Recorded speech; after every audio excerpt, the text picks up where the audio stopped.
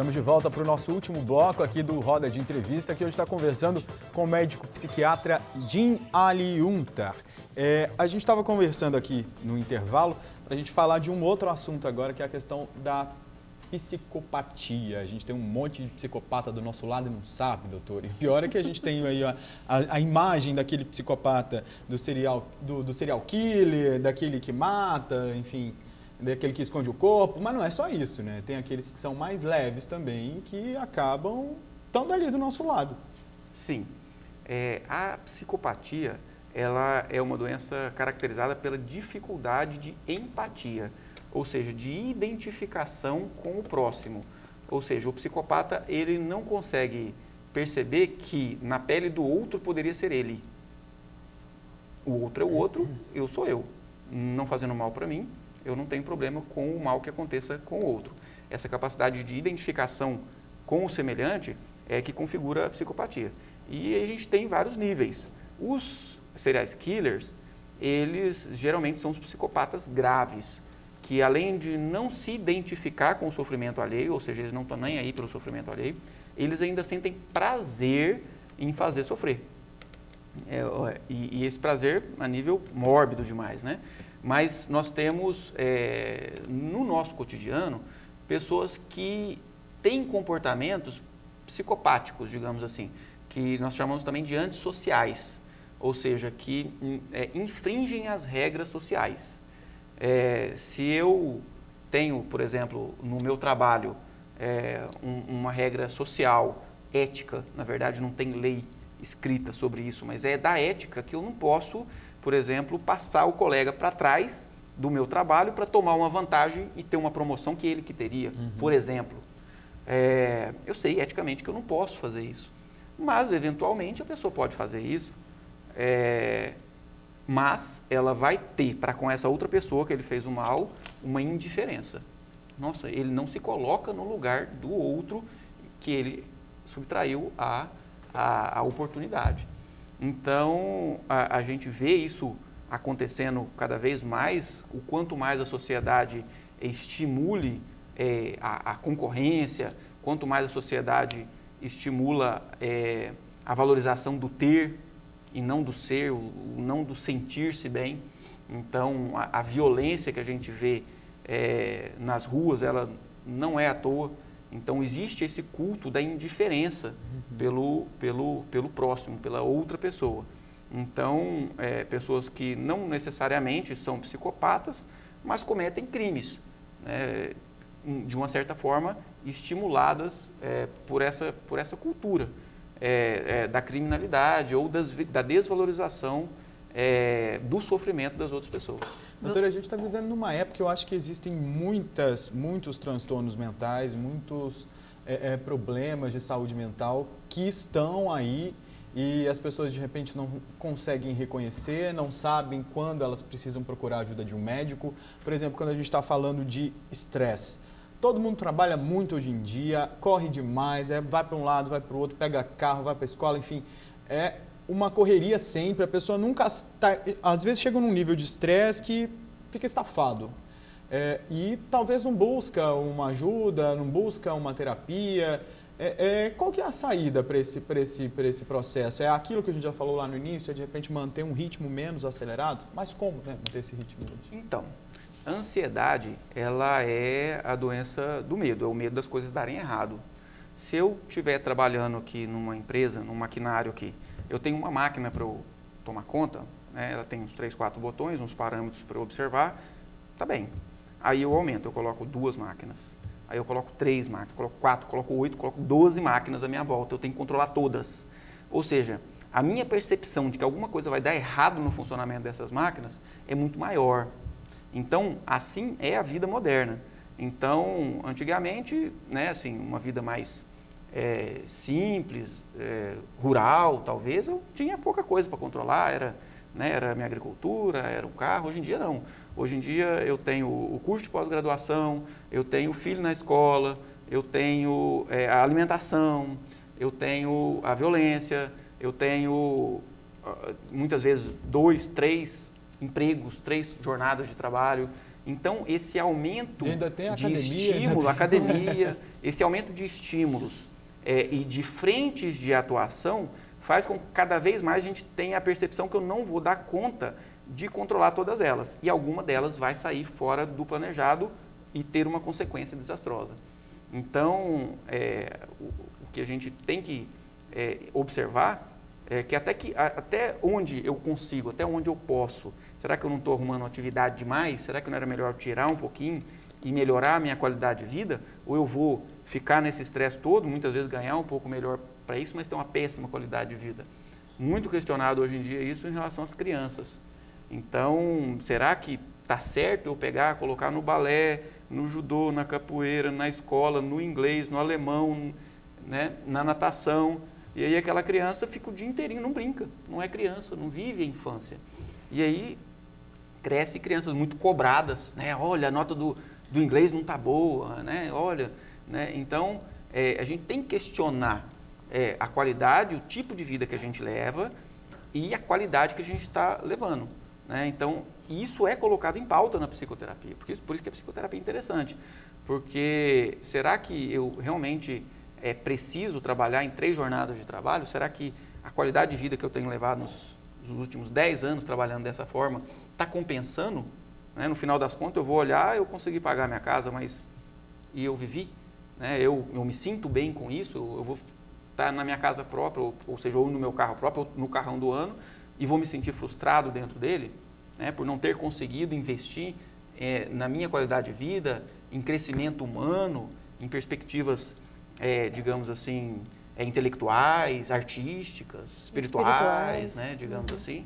Então, há esse questionamento da vida moderna, né? Até que ponto a gente tem que se submeter a toda essa cobrança e exigência de sucesso, de alegria, de felicidade, né? Eu não tenho dúvida que você está em casa se enxergou em tudo aquilo que ele disse, porque eu me enxerguei. Sim, a gente e é difícil assim mesmo a gente chegar a essa fase de reconhecer que as coisas não estão indo certo e que você precisa fazer alguma mudança, né? Porque e aí você não acha que é nesse momento que as pessoas começam a desenvolver algum tipo de transtorno? A partir daí que aparece a síndrome do pânico, que aparece a depressão, que aparece todos esses transtornos que a gente está acostumado hoje em dia? Não dá para falar que é só a partir daí. Mas, sem dúvida alguma, o excesso de frente de atuação, o excesso de responsabilidades, de funções, ela vai contribuir com a formação de uma ansiedade.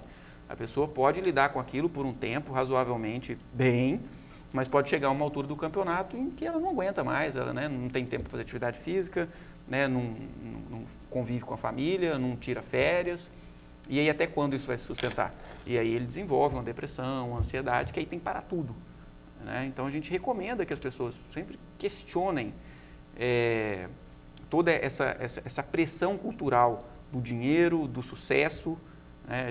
Eu tive oportunidade de dar uma entrevista sobre a depressão do fim do ano. O que é essa depressão do fim do ano, no final do ano passado?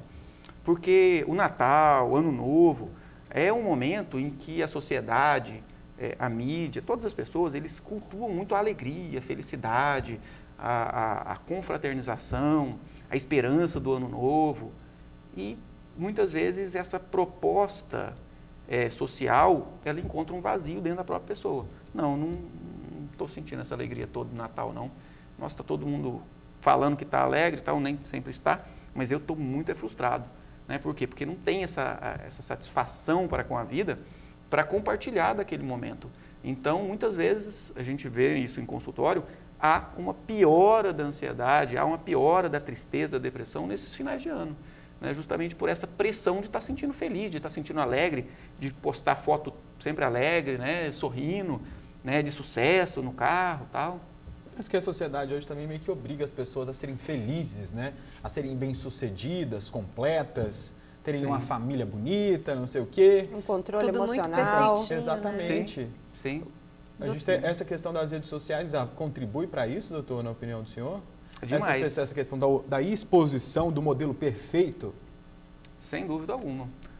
Porque a pessoa vê os outros, né, alegres, feliz, está na praia, tá, né, só posta foto de alegria e cobrando isso, né? Quando eu posto, olha, eu estou falando que eu estou assim, e eu estou bem assim. Você não está, não? Então, há uma cobrança sem dúvida alguma.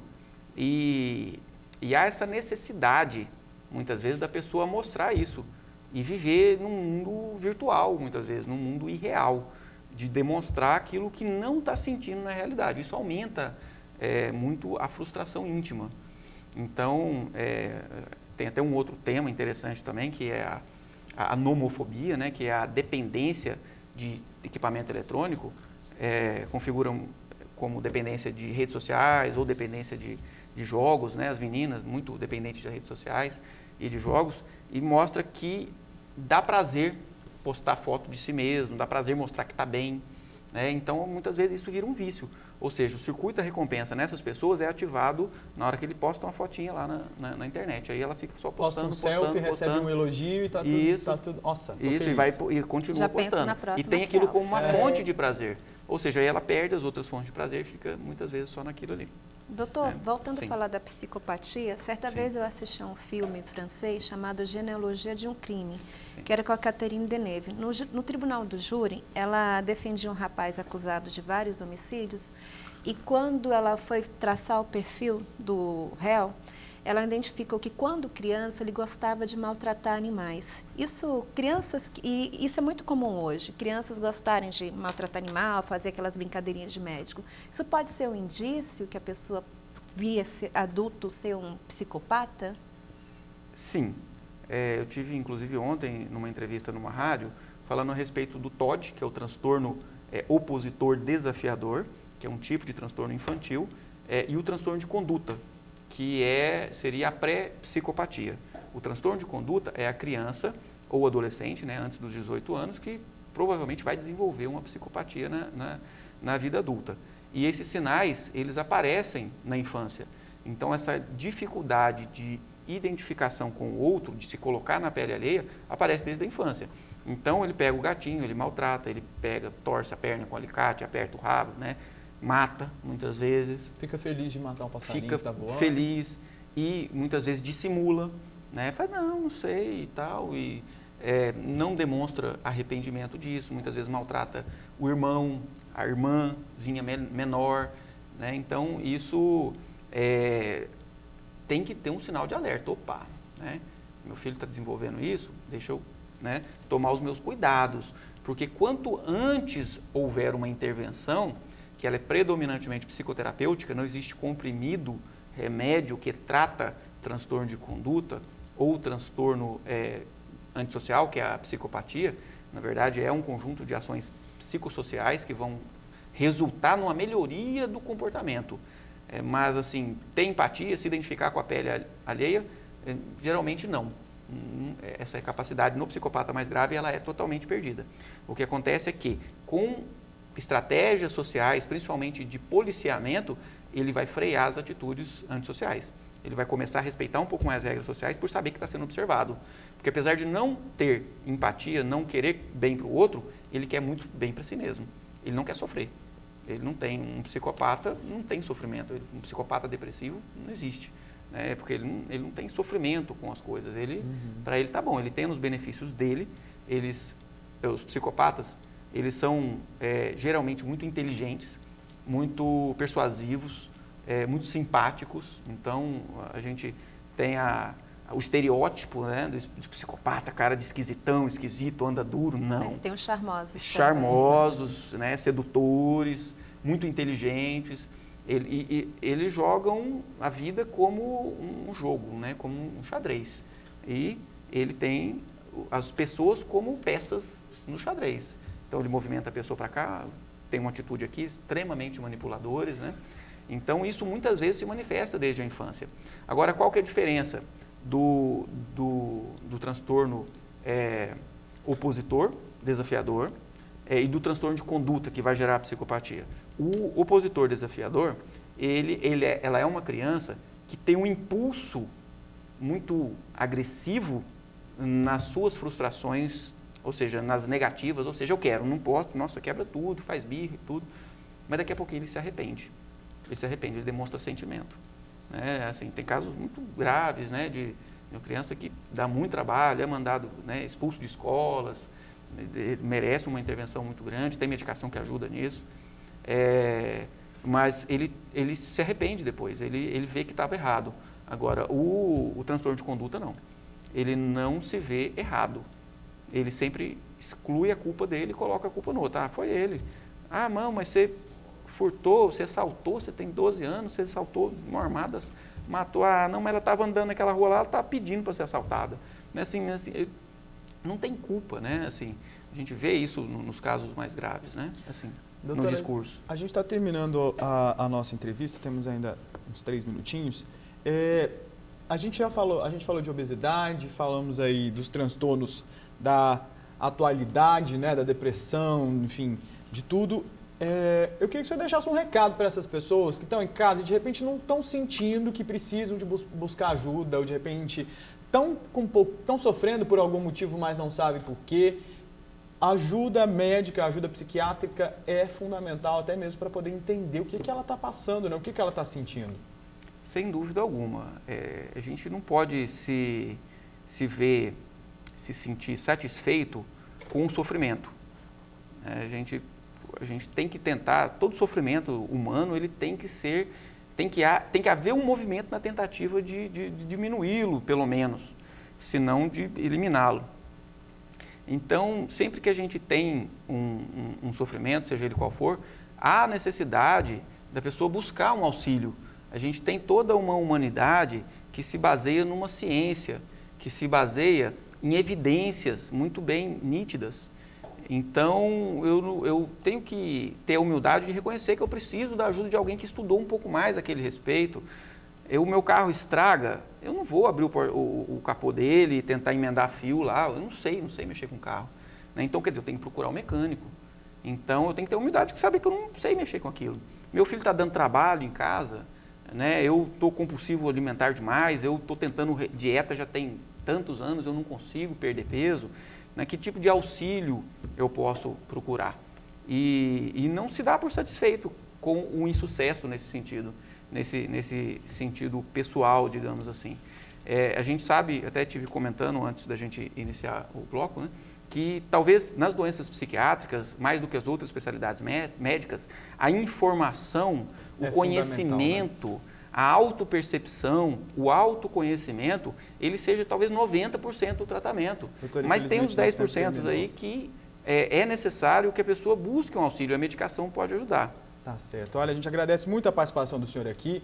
Muito obrigado. Seja bem-vindo outras vezes, Jim Aliunta. Muito obrigado. Boa noite para o senhor. Muito obrigado. É um prazer estar com vocês aqui. Sempre. Prazer é nosso em recebê-lo. E também Kenny da Rosa, da RBC. Muito obrigado. Boa noite para você. Muito obrigada. Obrigado, Márcia e Fabiana. Obrigada mais uma vez. Obrigado a você também aí de casa. E você prestou atenção, se sentiu aqui dentro também, por favor, então busque ajuda, busque um profissional para você ficar bem, que é isso que a gente quer. Muito boa noite. Até terça que vem.